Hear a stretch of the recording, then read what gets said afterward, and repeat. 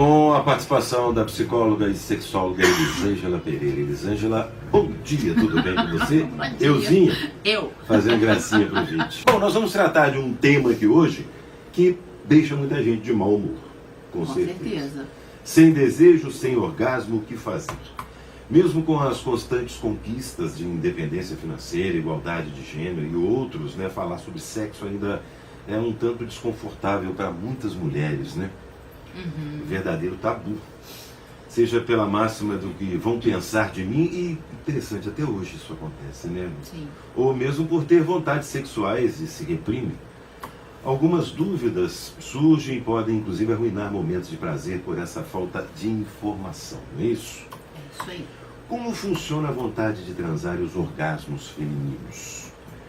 Hoje nós vamos tratar disso com a sexóloga Elisângela Pereira, que vai esclarecer algumas das principais dúvidas das mulheres sobre desejo sexual e orgasmos. Vamos tentar, né, Marcelo? Pois é. Pelo menos levar uma luzinha no fim do túnel para essa moçada, né, para as meninas principalmente, mas que acaba sendo um problema que atinge os homens também.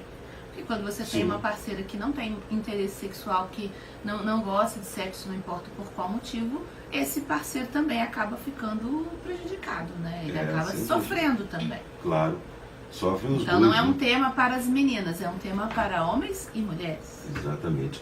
Agora, na questão da feminina, por exemplo, é um questionamento que a gente acompanha sempre, que as mulheres, você melhor do que ninguém pode falar sobre isso, sobre o porquê não conseguir chegar lá, ou ter o orgasmo. Então, existem vários fatores que impedem as mulheres de conseguir chegar lá. Na maioria das vezes, esses fatores são emocionais, né? Psicoemocionais, a gente fala. São psicológicos e emocionais. A gente precisa entender, Marcelo, que o sexo, ele acontece na cabeça. Não é no órgão genital. Então, assim, primeiro você tem que estar com uma mente muito clara, muito limpa, muito afim de fazer aquilo que você está fazendo. Porque aí sim, a sua mente, ela manda ordens para o seu corpo todo para que ele responda de maneira adequada àqueles estímulos. Agora imagine uma mulher que faz sexo sem estar com vontade. Ou ela está com medo por algum problema, tá fazendo escondido, adolescente é muito comum, né? Ai, meu pai vai descobrir, minha mãe vai descobrir. Então, isso acaba gerando um travamento, uma dificuldade dessa mulher se soltar. E aí, com isso, obviamente, na hora da relação, ela está pensando em 1 milhão de coisas, menos no que ela realmente está fazendo, que a gente chama de foco sensorial. É você estar presente na relação. Então, ela acaba não tendo orgasmo. Então, assim, o orgasmo, ele é uma consequência de você estar entregue. Quando você está realmente na relação, ele naturalmente acontece. Pode um trauma ou algo que tenha sido tão marcante negativamente neste início de relacionamento sexual, quando jovem, pode habitar a cabeça, aí no caso tanto de masculino quanto feminino, constantemente precisar, a ponto de precisar de um tratamento, um acompanhamento psicológico na vida adulta e depois de um casamento, de uma união? Com certeza, e eu tenho, atendo muitos casos de pessoas mulheres que já estão casadas, mulheres que às vezes ainda não conseguiram, depois de casar, ter a primeira relação sexual. Por causa de coisas lá de trás. Vividos na infância. E a gente pode estar falando desde coisas mais simples, como uma educação muito rígida, como também a gente pode falar de abuso infantil, estupro. Eu não tinha pensado nesse ponto aí, nesse aspecto, mas é bom se abordar isso também, é bom falar disso. Sim, também. Então existem uma série de fatores que podem impedir a mulher de ter uma sexualidade plena. Esses entraves do passado, normalmente eles são muito recorrentes, assim, é muito comum eu me deparar com esse tipo de caso na clínica. Uma outra questão também que envolve algumas mulheres é a questão de lubrificação. Sim. Que também acaba comprometendo a relação, né? Exatamente, porque a lubrificação nas mulheres, Marcelo, ela corresponde à ereção nos homens. O homem, ele tem, quando ele está excitado, ele tem o processo de ereção. Nós mulheres, quando a gente está estamos excitadas, a gente tem a lubrificação. Ah, mas por que eu não lubrifico? Por que eu não tenho essa lubrificação? Por vários fatores. Então é legal primeiro as pessoas pensarem o quanto que elas pensam em sexo durante o dia. Eu oriento muito isso às minhas clientes, porque o pensar, a imaginação é muito importante. Imagina se você eu te convido para comer um prato. Vamos jantar, Marcelo? Sim. E eu te convido para comer um prato que você gosta muito. Então, eu te convidei para ir no sábado. Só que hoje ainda é quinta e você tá assim, nossa, sábado eu vou jantar na casa da Elisângela e ela vai fazer aquele prato que eu gosto muito. Então você tem a quinta, sexta, sábado, o dia todo. Quando você chegar na minha casa e eu te servir aquele prato, você vai estar salivando. Até se ele estiver ruim, você vai achar que ele tá bom. Porque já vai pré-determinado. Exatamente. Né? Você pensou tanto nisso durante todos esses dias, você criou isso tanto na sua imaginação, que aquilo se torna mais gostoso. Agora, a maioria das mulheres não pensa em sexo. Elas bloqueiam esse pensamento por algum motivo, normalmente algum entrave, uma educação muito rígida. E aí elas deixam, na hora que o parceiro procura, pensar no sexo. Então ela não tem muitas vezes essa predisposição. Às vezes o parceiro também não ajuda muito com a questão das preliminares, porque as preliminares são importantes, é esse momento de relaxamento que vai fazer com que a mulher, então, ela tenha o canal vaginal dela se enche de sangue, e aí isso propicia muito esse processo de introdução do pênis e tal. Então, às vezes, o homem já chega sem nenhuma preliminar. Essa mulher talvez já seja uma mulher mais travada, que tem o hábito de não pensar em sexo. Então, como é que ele vai ter lubrificação? Então, na realidade, a lubrificação é um conjunto de fatores. Né? Você primeiro tem que estar querendo fazer aquilo. Porque se eu não quero, e é outro problema, a maioria não sei, mas assim, muitas mulheres fazem sexo por obrigação. Elas não querem fazer e elas fazem. E quanto mais faz por obrigação, mais repulsa, mais ojeriza essa mulher cria em relação a esse ato. Então, mais distanciamento. Isso pode explicar também o caso de, às vezes, normalmente não sentir vontade de transar? E como mudar isso, por exemplo? Ou esse é outro fator? Exatamente, isso também pode... É um colaborador, gera isso também. E o mudar isso, primeiro, é a gente passar, né, por um processo de autoconhecimento, que é o que as minhas clientes fazem. Sim. Elas vão lá para investigar, mas não é possível. Por que eu não tenho vontade de ter relação? Nunca. Porque uma coisa eu não estou com vontade hoje. Estou cansada, tive um dia cheio, mas é aquela pessoa que não tem vontade nunca.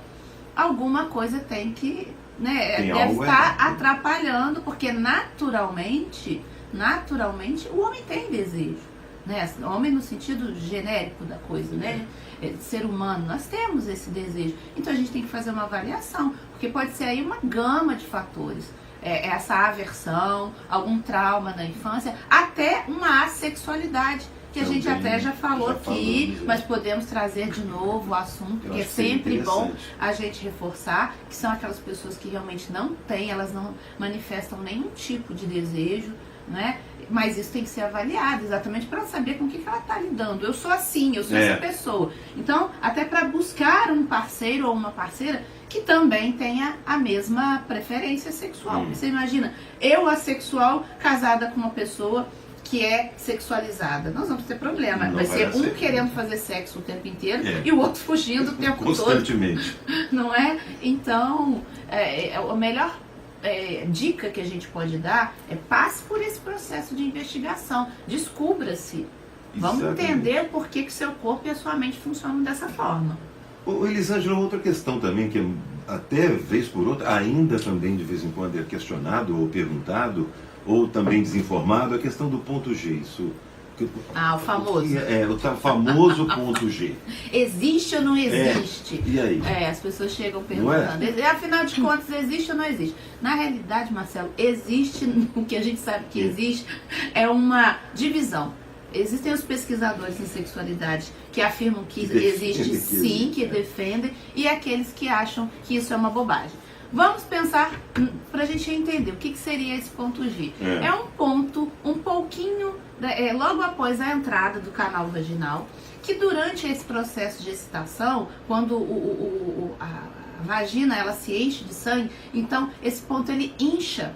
E aí ele fica mais sensível à estimulação. Seria isso que eles chamam de ponto G. Sim. Mas eu penso que as pessoas não têm, tanto homens e mulheres, não tem que ficar preocupados em encontrar um negócio que inclusive está lá tão subterrâneo, não é? Não vai ser fácil encontrar. Não vai ser fácil. Então assim, desprenda-se disso e vamos focar no que interessa. Haja de modo natural, natural, né? Até porque a gente, além do famoso ponto G, a gente tem aí o clitóris, que é um pouquinho mais fácil de achar e que realmente corresponde na mulher ao pênis, né, masculino. Então, e que realmente esse sim é um ponto que vale a pena investir, porque é onde vem a origem do prazer das mulheres. Ela, na maioria das vezes, ela vem desse ponto, que é um órgão pequenininho, mas extremamente inervado. Então, um pouquinho de estimulação, ele já pode gerar resultados bastante interessantes.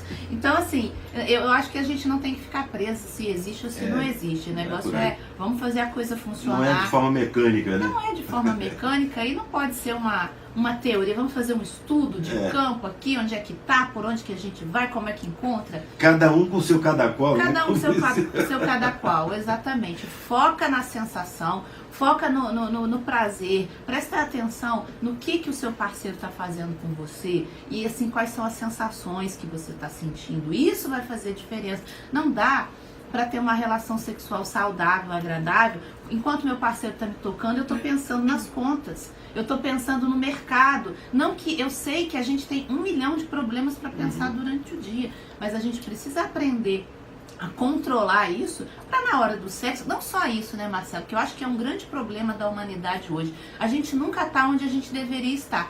Então, se eu estou assistindo uma aula, eu estou pensando numa outra coisa. Se eu estou fazendo sexo, eu estou pensando que eu deveria, sei lá, estar estudando. Então, as pessoas, o viver o aqui e o agora hoje é a grande dificuldade que as pessoas têm. Isso gera ansiedade, isso gera uma série de desconforto e é claro que interfere muito no sexo. Sem dúvida alguma.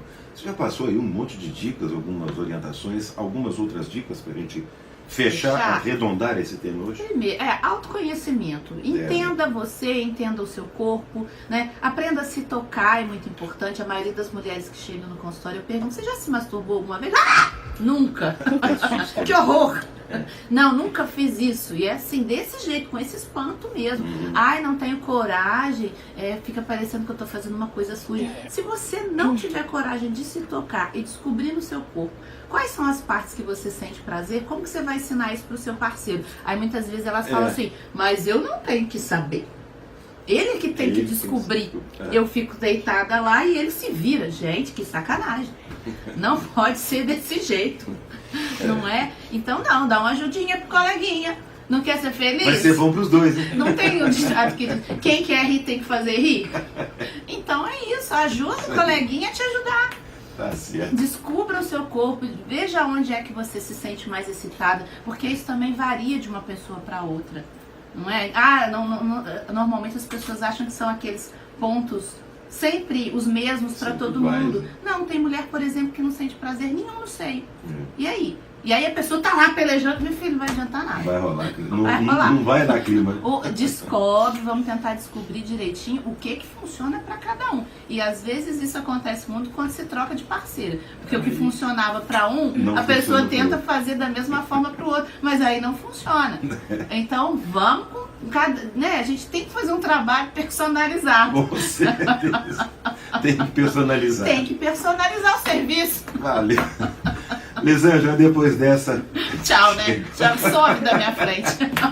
Elisângela Pereira, psicóloga e sexóloga, participando conosco aqui no CBN Intimamente. Obrigada, Elisângela. Obrigada, Marcelo. Um beijo. Beijo, ouvintes, internautas. Até semana que vem, se Deus quiser. Até beijo lá. no coração. Tchau, tchau. Tchau.